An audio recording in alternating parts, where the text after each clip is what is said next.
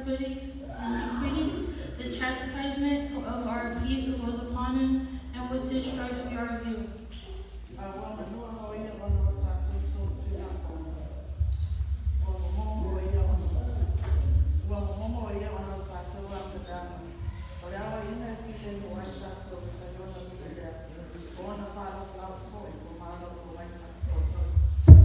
I'll be reading from Romans chapter 5, verse 8.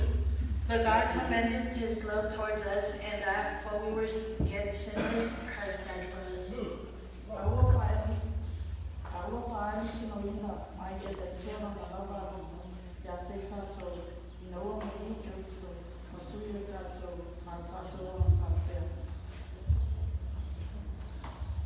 I'll be reading from Romans chapter 6, verse 23.